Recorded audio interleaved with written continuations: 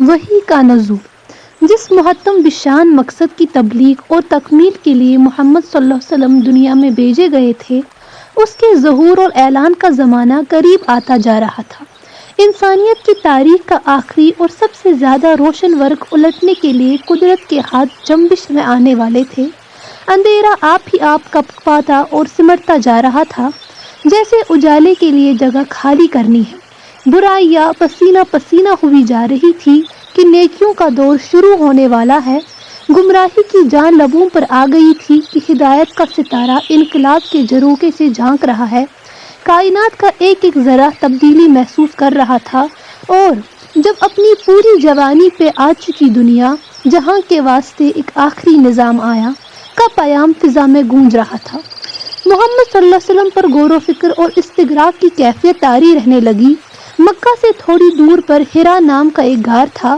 آپ ستو اور پانی لے کر وہاں چلے جاتے اور کئی کئی دن تک ریاضت و عبادت اور غور و فکر میں ڈوبے رہتے۔ نفس کا یہ مجاہدہ اور استغراق کی یہ کیفیت کسی غیبی نمود کی منتظر تھی۔ دل و نگاہ کو نہایت بے چینی کے ساتھ کسی پیغام کا انتظار تھا۔ طبیعت بہت بے قرار سی رہتی۔ اسی تلاش، حیرانی اور بے قراری کو قرآن نے ذول سے تعبیر کیا ہے۔ قلب مبارک کی بے چینی دن رات بڑھتی جا رہی تھی۔ کھانا پانی نپٹ جاتا، پھر بھی بھوکے پیاسے خدا کی یاد غار کی تنہائی میں ہوتی رہتی۔ حقیقت منتظر 40 سال سے جھانک رہی تھی، مگر پورے طور پر کھل کر سامنے نہ آئی تھی۔ گنجائی دل نسیم قدس کا منتظر تھا۔ تلاش و بے قراری کے عقدے ناخن ربوبیت کی راہ دیکھ رہے تھے۔ نگاہیں بار بار آسمان کی طرف اٹھتی اور سجدے میں جھک جاتی۔ انتظار اور مسلسل انتظار، یہاں تک کہ غار حرا کے اندھیرے میں یکایک روشنی نمودار ہوئی۔ ناموس اکبر خدا کا پیام لے کر حاضر ہوا، اور اس ربانی پیام کے الفاظ پوری ترتیل کے ساتھ محمد صلی اللہ علیہ وسلم کی زبان سے دہرائے گئے۔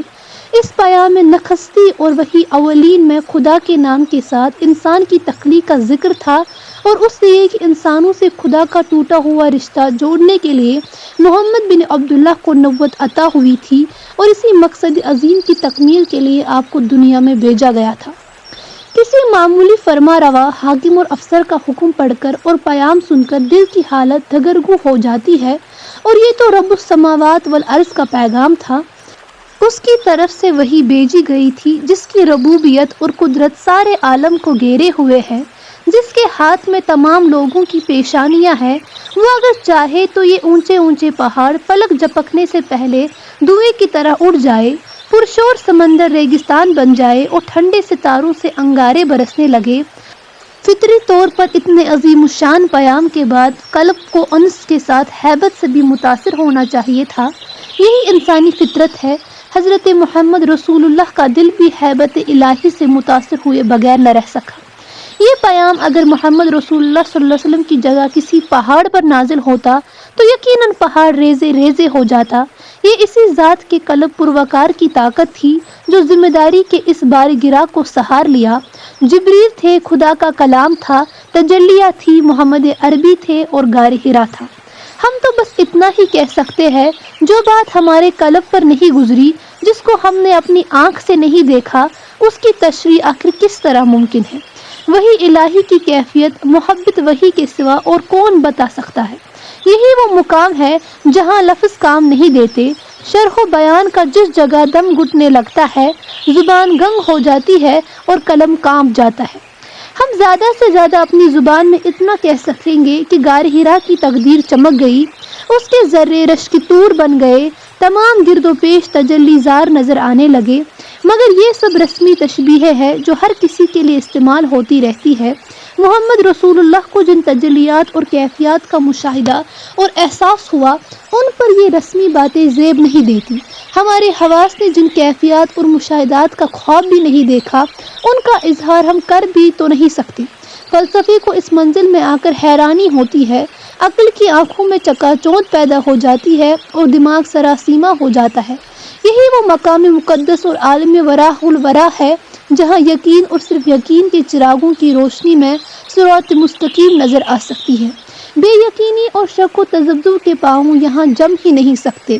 وہ کم نظر لوگ جو روٹی اور معدے سے آگے دیکھنا ہی نہیں چاہتے، ان روحانی کیفیات اور غیبی اسرار کو آخر کس طرح سمجھ سکتے ہیں؟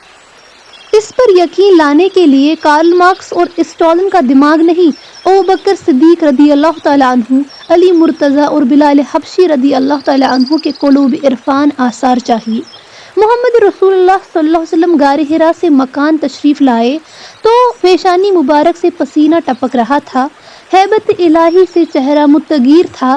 گھر آتے ہی حضرت خدیجہ رضی اللہ تعالیٰ عنہا سے فرمایا، مجھے چادر اوڑھاؤ، چادر اوڑھاؤ۔ خدیجہ رضی اللہ تعالیٰ عنہا نے جلدی سے دوڑ کر چادر اٹھائی اور آپ صلی اللہ علیہ وسلم کو اوڑھا دی۔ آپ نے پورا واقعہ سنایا۔ خدیجہ کی فطرت سلیم نے اس واقعے میں ذرا بھی شک آمیز عجوبیت محسوس نہیں کی، بلکہ کہا کہ آپ کی ذات بلائیوں کا سرچشمہ ہے، خدا آپ کو ضائع نہیں کرے گا۔ پھر وہ آپ صلی اللہ علیہ وسلم کو ورقہ بن نوفل کے پاس، جو ایک خدا شناس بزرگ تھے، لے کر گئی۔ ورقہ نے کہا کہ یہی وہ ناموس ہے جو انبیاء بنی اسرائیل پر نازل ہوا کرتا تھا۔ محمد صلی اللہ علیہ وسلم، میں تمہیں مبارکباد دیتا ہوں۔ خوشی ہو یا غم، انس ہو یا ہیبت، ان کیفیات کی شدت سے قلب ایک بار محسوس کرنے لگتا ہے، اور جب تک دوسرے پر اس کا اظہار نہ ہو جائے یہ بار ہلکا نہیں ہوتا۔ یہ انسانی فطرت ہے، اور محمد رسول اللہ صلی اللہ علیہ وسلم سے اس عالم اسباب اور دہر حوادث میں فطرت کی سادگی کا ظہور ہوا۔